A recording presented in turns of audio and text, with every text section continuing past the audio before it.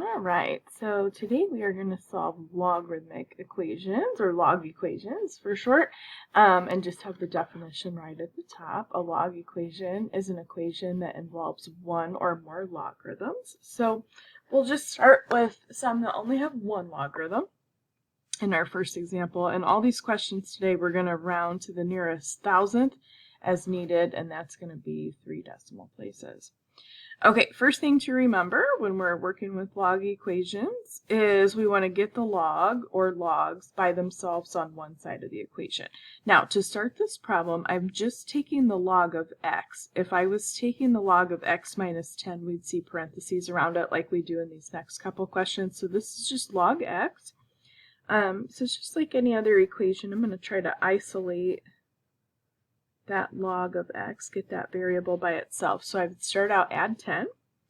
And if you don't have a subscript or you don't have a little base for a log, that's called the common logarithm. So it's assumed to be base 10. So I like to put the 10 in there. To get rid of the log, we're going to convert this to exponential form. So I get rid of the log by swinging the base across the equal sign. The 10 is going to push that 2 up in the air, and so that's going to say x equals 10 squared, and then that's just going to be 100, and we're totally done. You can plug it back in to check if you need to. The next equation is a little different. I'm taking the log of x plus 4. I've really already got the log isolated here, so to get rid of the log, I'm going to swing the base. Base of the log is going to become the base of your exponent, so it's going to be 2 to the 6th power. That gets rid of the log, converting this to exponential form. 2 is pushing that 6 up in the air, and honestly I didn't need to rewrite those parentheses. All we need to do here is subtract 4, and forgive me, 2 to the 6th power is 64, so this will be 64 minus 4, and our answer will be 60. Now, this last one here, I have a 4 out in front, and I am taking the log base 8 of 7 minus 2x. So there's a couple things at play here. If I have a 4 down in the front, I'm just going to write this above here. If you guys remember, this is the power property. So if you have something down in front, that's actually can be rewritten as an exponent.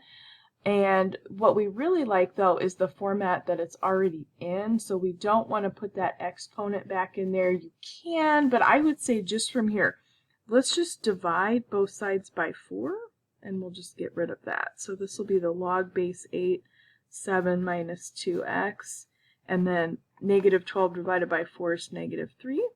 We're going to swing our base here to get rid of the log. 7 minus 2x equals 8 to the negative 3 power.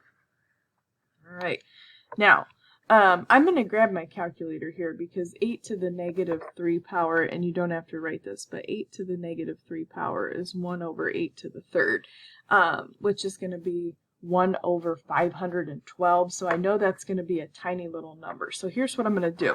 I'm going to type this all right into the calculator. So I'm going to do 8 to the negative 3rd power, which is going to be this teeny tiny little decimal. Now, to get x by itself, I would subtract 7. So I'm just going to do it right on the screen. And then I would end up dividing by negative 2. So divide that by negative 2, just doing it right on the screen. And that's going to be our answer. So to the nearest thousandth, that is 3 decimal places, I would actually write out that 3.499. Now, example 2 is going to have a couple different logarithms, or maybe 3 or 4 as we get going here in each. So I want to remind you of the properties of logarithms.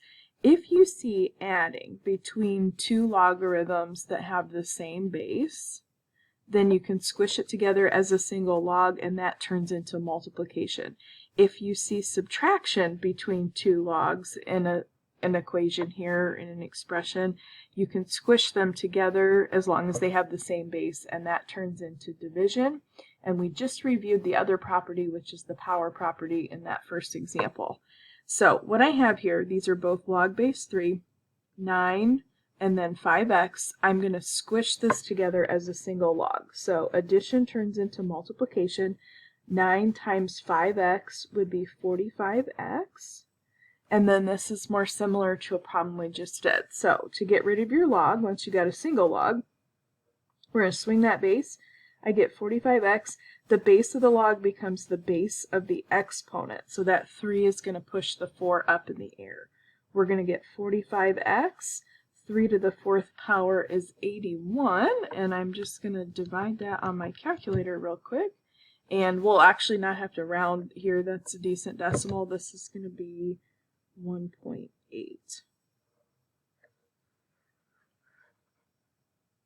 All right, now above I had a single logarithm and was able to divide by 4 in example 1 part C up there. If I have 2 logs, let me try to put these together with the properties of logs before I try to divide anything, because I have 2 logarithms here.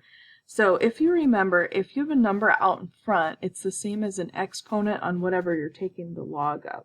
So this first term would be the log base 2 of x to the 4th. And then don't take this as a -2. Take this as a 2 and keep the subtraction sign here.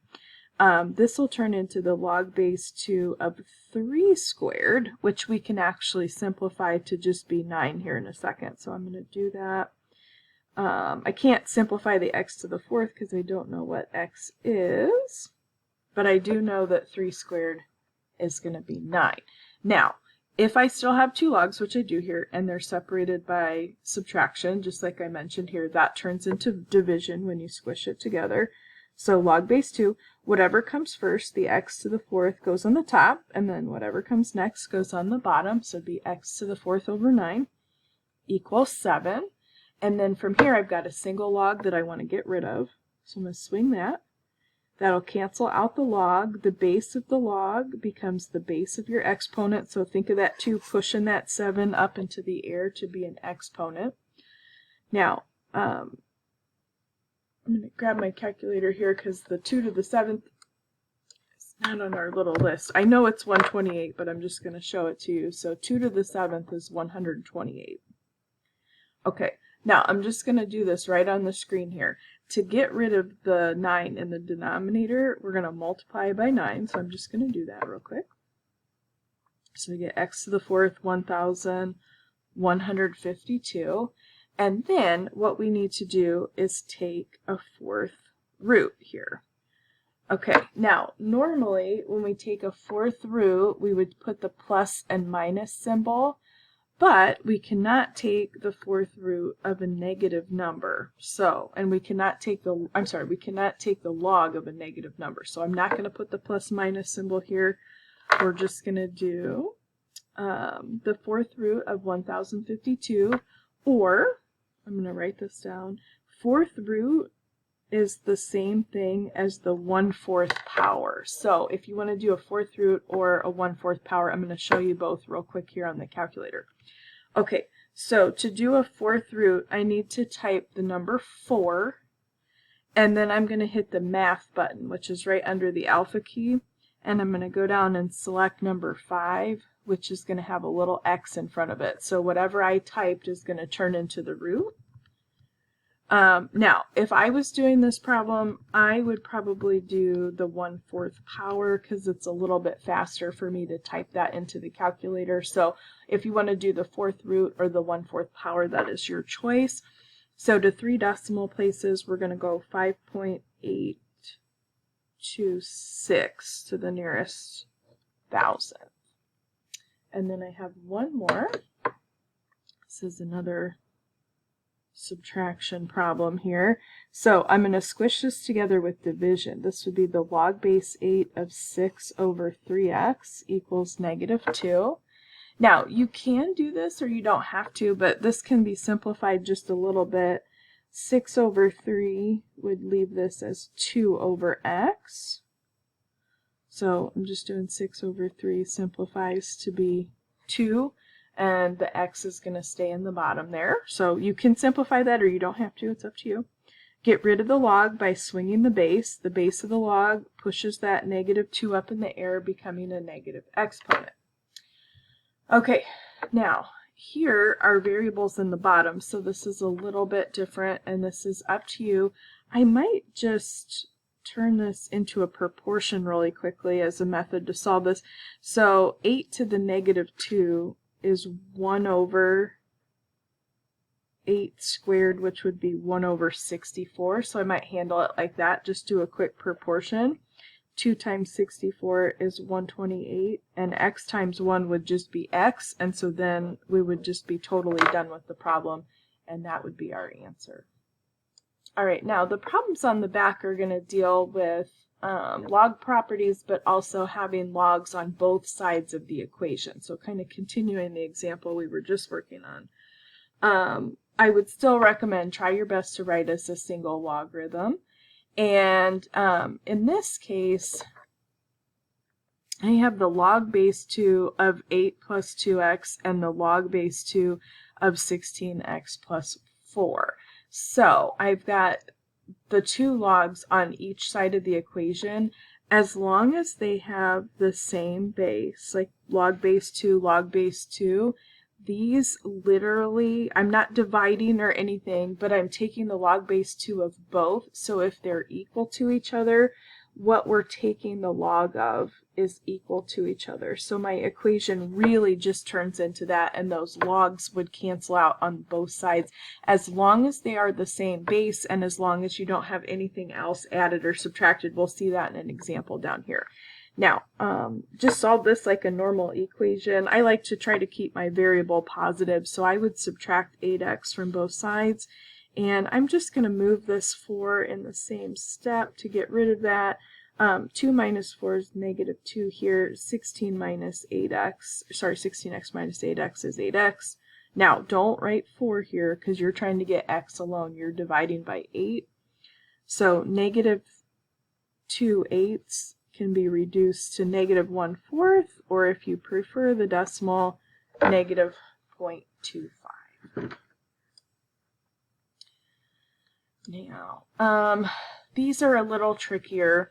If you have logs and something additional, like I do here, log base 6, I can't just set them equal like I did in that last problem because I have this 2 here kind of causing us a problem.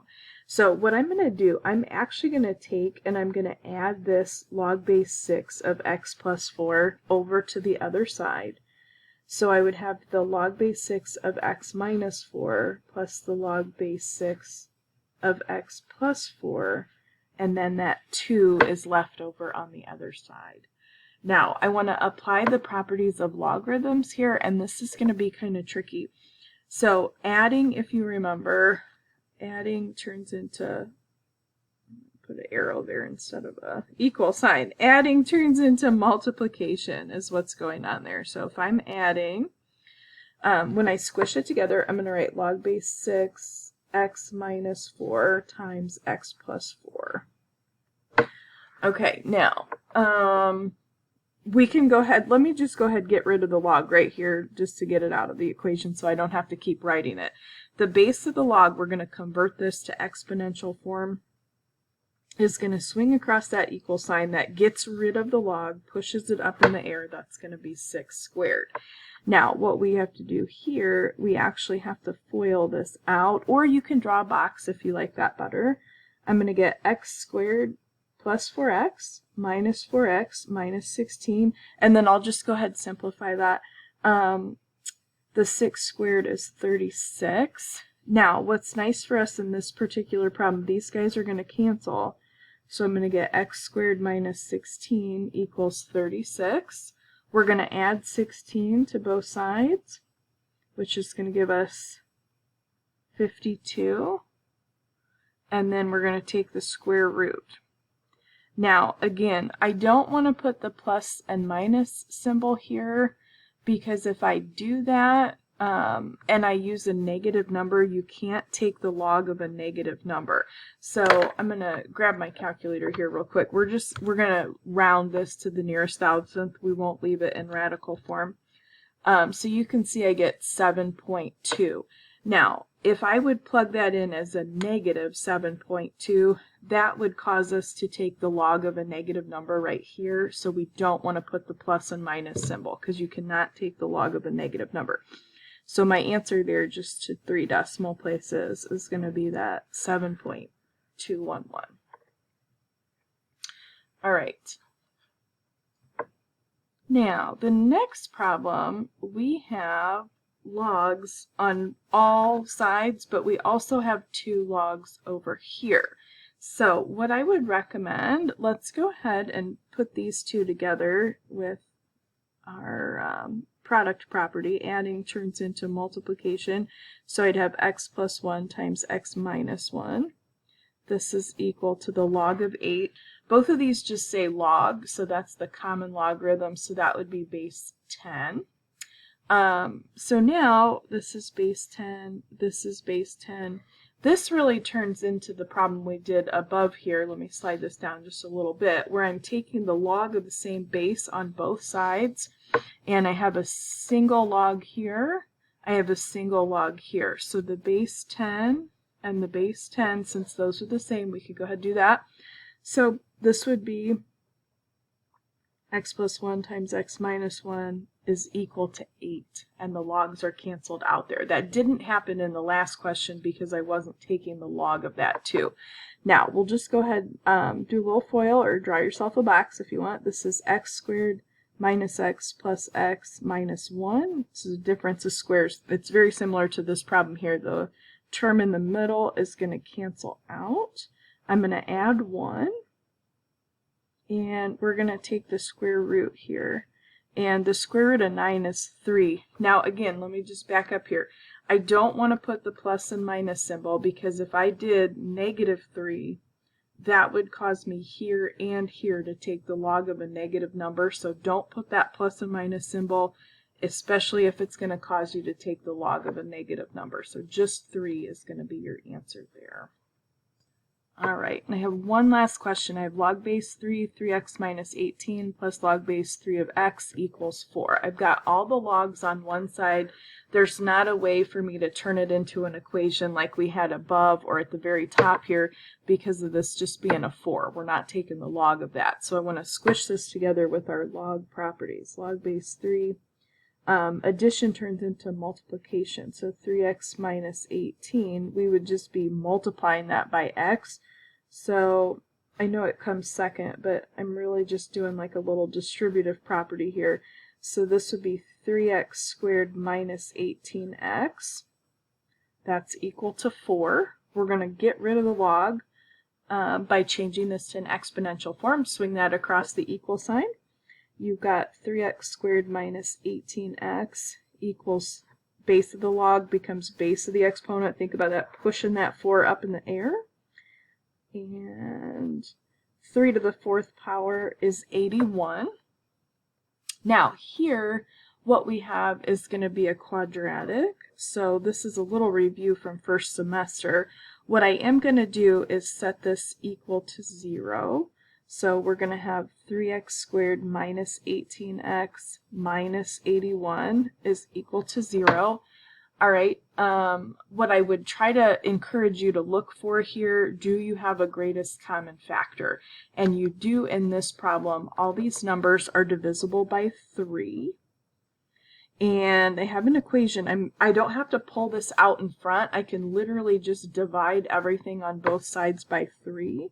So this would be the same as solving x squared minus 6x minus 27 is equal to 0. Okay, now you could do this in either step. So from here or from here, either one will give you the same answer. You can use the quadratic formula. Or in this case, you can actually factor. So that's what I'm going to do here to factor this equation. So I have x squared minus 6x minus 27. To factor this, I need 2 numbers. Multiply a times c, so 1 times negative 27 would just be negative 27. I need to multiply to get negative 27, and I need to add to get the b value. Multiplies ac, add to get b. This is going to be negative 6. Okay, so as I'm thinking about my factors, I'm just going to drop the first term, drop the squared, put that at the beginning of each factor, so just x and x. And then to fill out your factors, the two numbers that fit both of these requirements, there's only two that will fit both. This should be -9 times +3. -9 plus 3 would give you the -6. So in either order, make one of the factors x minus 9. The other one would be x plus 3. Now, to answer the question, you've got to tell me what would you plug in there to make that 0. So here it would be 9, here it would be -3. Now, I got to do a quick spot check. I cannot use that -3 because I would be taking the log of a negative number here. If I plugged in -3 here, I would also be taking the log of a negative number. So my answer here is just going to be 9. Now, if you're good with that, go ahead and stop. I'm going to go ahead and walk through the quadratic formula for this just to show you that that works as well. And again, you could use the quadratic formula right here at this step if you didn't notice all of the numbers were divisible by 3, or at this next step. I'm going to go ahead and do the quadratic formula from here. So you have -b plus or minus square root b squared minus 4ac all over 2a. That's going to be your quadratic formula. In our case, the a value is going to be 1, b is going to be -6, and c is going to be -27. So I'm just going to plug those in. I'm using it from here. So opposite of b would actually be +6 plus or minus the square root, -6 squared, 4 times 1 times -27, all over 2 times 1. Now usually in the calculator I simplify this first. So this is going to be 6 plus or minus, and I'm just going to lay this down here real quick. -6 squared minus 4 times 1 is not going to do anything, times -27. Whoops, not tangent, sorry. And so just under the square root, I didn't put the square root, is 144. Bottom of the fraction would be 2. Okay, so in the case that I get 144 here, that's a perfect square. If you ever get a perfect square when you're working through the quadratic formula under the square root, that just means that whatever quadratic you were working with was factorable. So if you wanted to notice that. So 144 square root is positive or -12, so that's why we have that plus or minus symbol. Alright, so if we do 6 plus 12 divided by 2, or 6 minus 12 divided by 2, and I'm writing really small here, this would be 18 divided by 2, which is 9, which we got right there. 6 minus 12 would be -6 divided by 2, which is -3, which is our other same answer we got there. But again, we're going to exclude that -3 because back in the original problem, in both cases, that would cause us to take the log of a negative number.